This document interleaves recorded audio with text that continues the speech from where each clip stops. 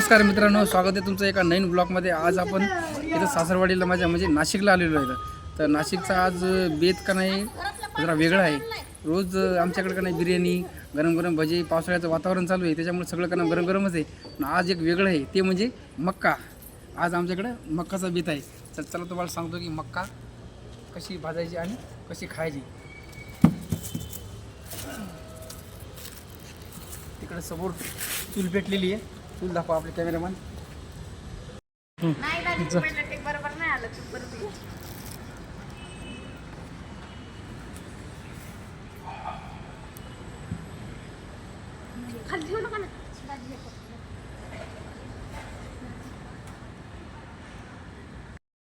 सम आपण काय करायला होतं इकडे सम काय करायला होतं आपण हे काय काय आहे ते खाणारी मंडळी तर भरपूर सगळे बसलेले वाट पाहून. तो तिकडे आपला एक पाहुणा बसलेला आहे बघा. दाखवा कॅमेरामॅन आपले पाहुणा तिकडे बसलेला आहे खायसाठी.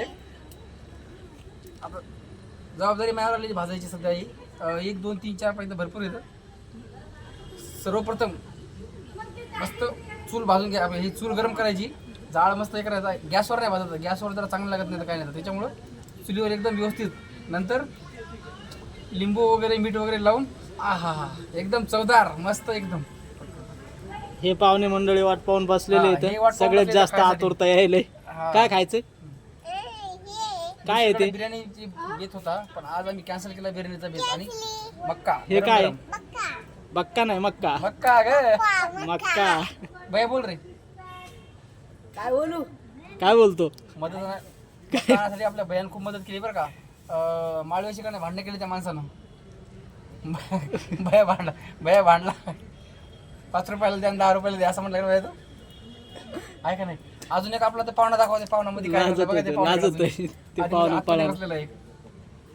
हो भाजले काय व्यवस्थित बघू शकता तुम्ही कसं काय.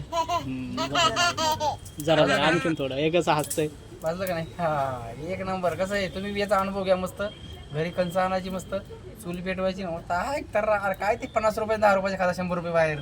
घरचे आणायचे, घरचे खाते मस्त फॅमिली सोबत. बरं बरं बरं बरं ठीक आहे. काय म्हणते तिकडं पण काय करायचं आमच्या समोर खूप आवडते बरं का ते मक्का. गरम गरम पदार्थ